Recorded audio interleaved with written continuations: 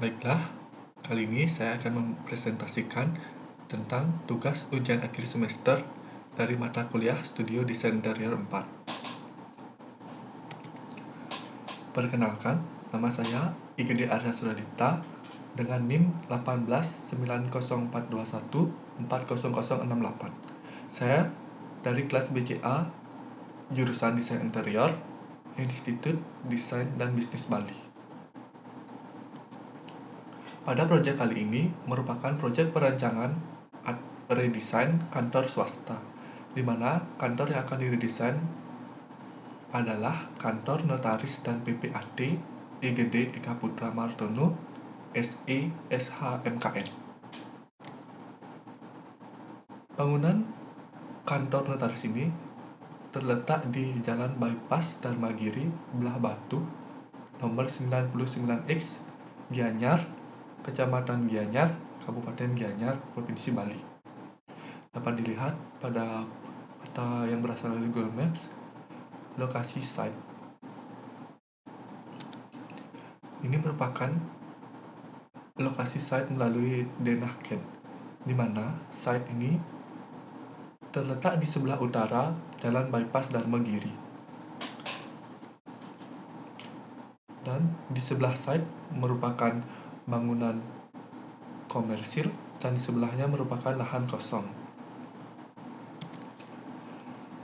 Ini merupakan existing denah site.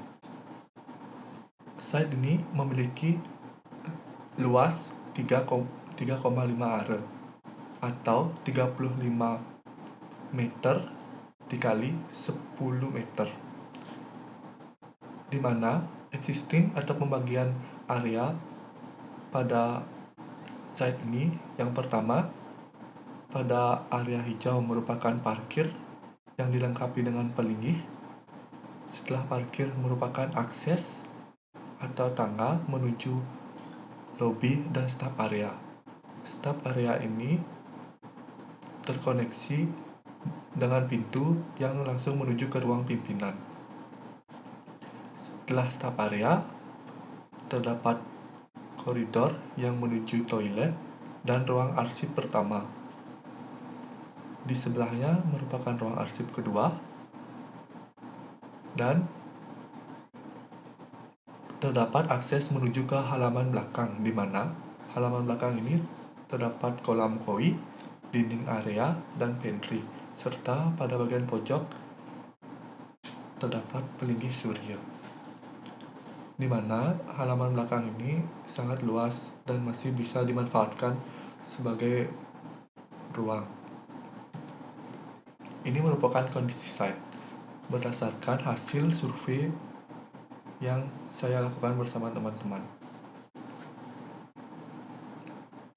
Dapat dilihat pada bagian paling kiri merupakan tampak bangunan dari depan. Selanjutnya merupakan ruang pimpinan dan kolam koi. Baiklah, sekarang kita masuk ke dalam permasalahan. Permasalahan pada tema. Kantor ini memiliki desain yang kurang menarik. Desain yang tidak mencerminkan kantor notaris, serta pemilihan warna yang tidak diperhatikan. Selain itu, tekstur dan material juga kurang relevan, sehingga memberi image yang tidak sesuai dengan perusahaan. Jadi, bagaimana solusinya? Solusinya adalah meredesain kantor dengan mengedepankan tema yang dapat memberikan image perusahaan. Dalam artian, ini merupakan sebuah kantor notaris, sehingga klien atau sivitas ataupun masyarakat dapat secara tidak langsung mengetahui ini adalah sebuah kantor notaris melalui bangunan atau interior pada kantor ini. Jadi, di sini saya menemukan solusi tema, yaitu tema maskulin, dengan menerapkan shift atau garis yang tegas, tone color gelap sehingga terkesan tegas sesuai branding kantor, dan akan menciptakan kantor yang sesuai dengan image perusahaan, yaitu kantor notaris yang terkesan tegas dan sesuatu yang pasti. Selanjutnya, konsep. Problem dari konsep ini adalah desain kantor yang kurang menarik pertama. Selanjutnya adalah kebutuhan ruang yang belum terpenuhi, sirkulasi dan tata ruang yang tidak teratur, furniture yang kurang baik dari segi estetika maupun fungsi, pencahayaan dan penghawaan yang kurang baik, sehingga berpengaruh ke suasana ruang yang kurang nyaman, ditambah beban kerja dan tuntutan pegawai menghasilkan kinerja dan produktivitas yang kurang maksimal. Dari permasalahan tersebut, apa yang dibutuhkan? Yang dibutuhkan adalah redesain kantor dengan suasana baru yang lebih menarik dan tertata. Pada permasalahan ini, saya menemukan solusi konsep yaitu kontemporer, di mana konsep ini akan mengedepankan suasana baru dari gabungan beberapa konsep modern, sirkulasi dan tata ruang yang lebih teratur dan fungsional, serta bukaan yang lebih maksimal sehingga pencahayaan dapat lebih dimaksimalkan. Dari problem, tema, dan konsep tadi, saya rangkum menjadi tema dan konsep yaitu maskulin kontemporer. Maskulin kontemporer adalah gabungan dari dua tema dan konsep, yaitu tema maskulin dan konsep kontemporer. Tema maskulin adalah tema yang mendeskripsikan tentang sifat seorang pria yang tegas. Tema maskulin ini secara tidak langsung akan memberikan personal branding pada perusahaan, yaitu sebuah kantor notaris, yang dimana sebuah kantor dengan image yang tegas sesuai dengan profesi atau bidang jasa yang ditawarkan, yaitu berhubungan dengan surat-surat atau dokumen tanah dan berlandaskan dengan hukum yang seharusnya tegas di negara ini. Konsep kontemporer merupakan gabungan dari beberapa konsep, yakni konsep modern, natural, Skandinavian, dan futuristik, sehingga menghasilkan konsep baru dengan memadukan unsur-unsur dari konsep sebelumnya.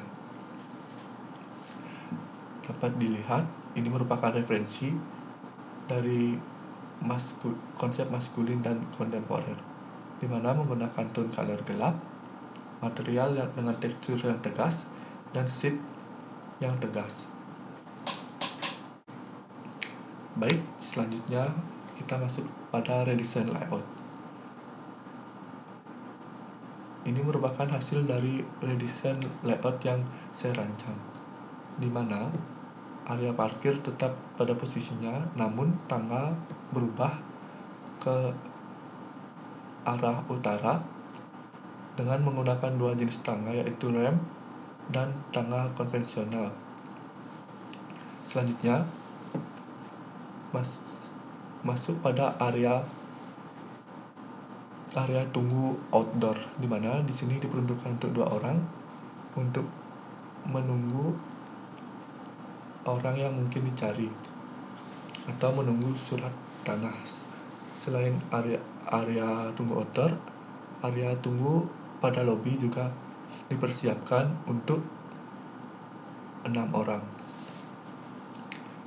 Selain itu, fasilitas yang ditawarkan terdapat ruang untuk anak bermain dan juga ruang laktasi. Setelah itu, masuk pada WC wanita dan pria. Di sebelah pantry merupakan kolam koi yang hanya disekat menggunakan partisi kaca berukuran 6 mm yang menggunakan rangka aluminium yang diberi cat berwarna hitam doff. Serta pada halaman belakang terdapat 3 pelinggih yang sudah dipindahkan dari depan, yakni pelinggih Tugun Garang dan Sanggah Suryo. Baiklah, ini merupakan redesign fasad, di mana fasad menggunakan shape yang tegas dan perpaduan material berupa kayu, batu alam yang dipadukan dengan konkrit, kaca, dan aluminium. Selanjutnya dapat dilihat pada penggambaran fasad. Dan selanjutnya kita masuk ke potongan.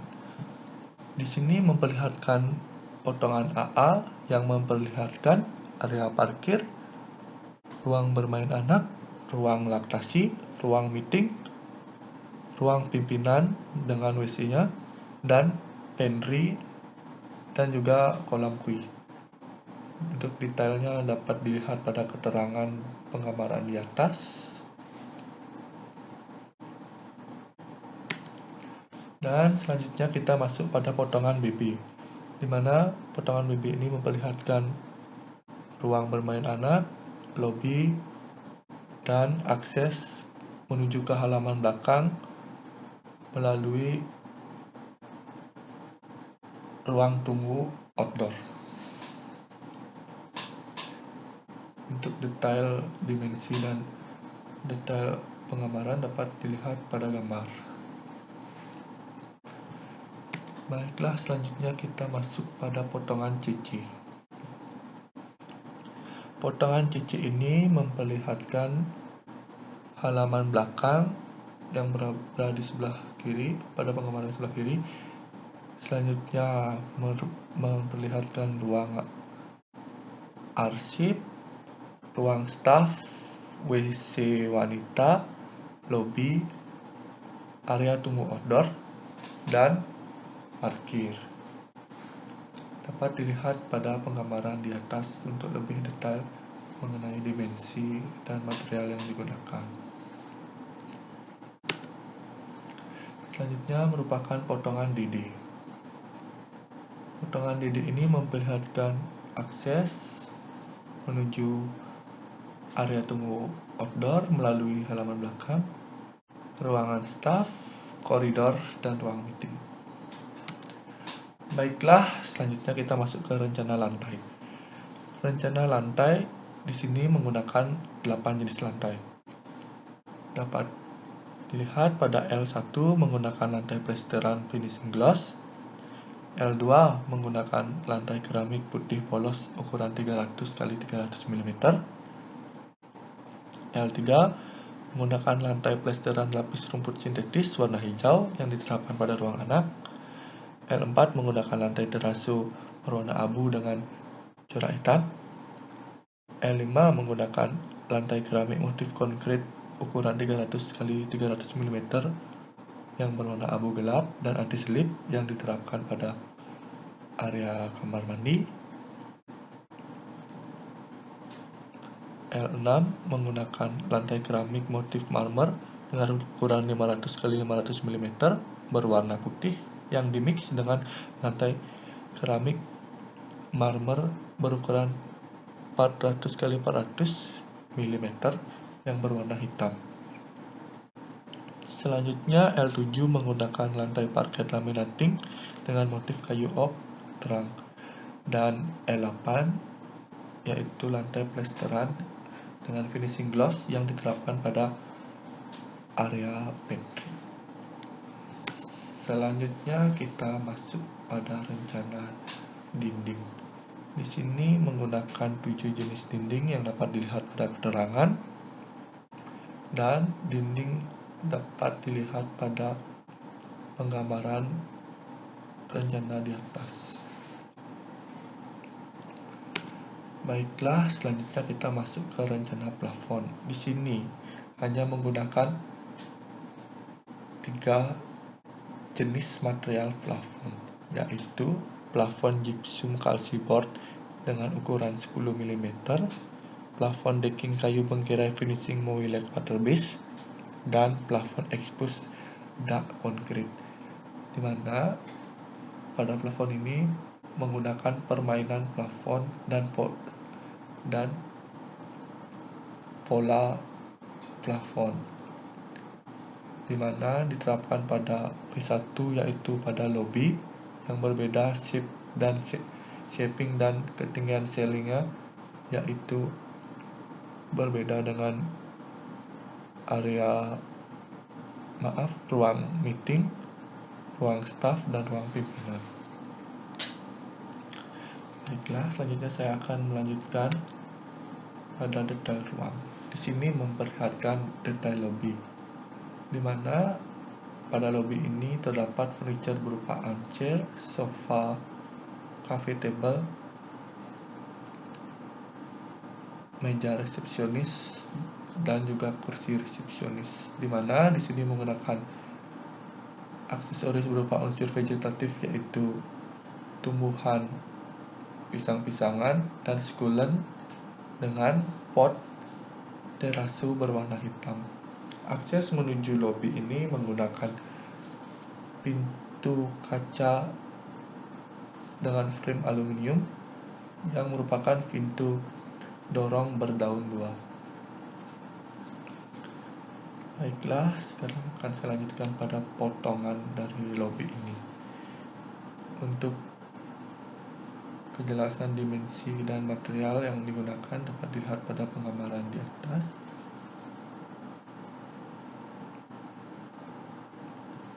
Baik, saya akan melanjutkan pada potongan bibi lobi. Dapat dilihat detail dan dimensinya pada penggambaran.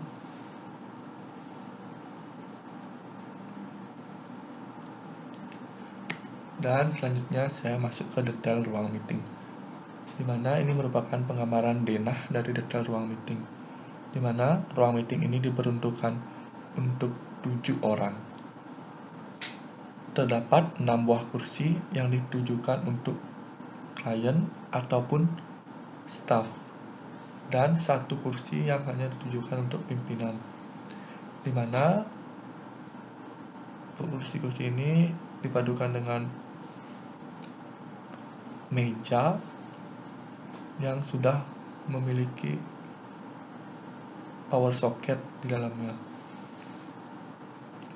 Ruang meeting ini dikoneksikan dengan pintu geser yang melalui koridor dan menggunakan pintu dorong yang bermaterialkan kayu yang merupakan akses ke ruang pimpinan.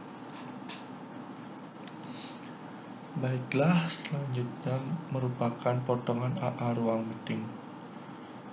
Dapat dilihat pada penggambaran di atas.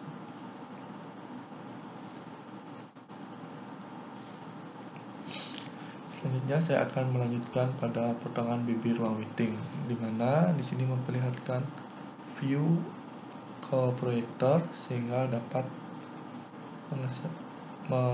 memvisualkan vibes saat meeting.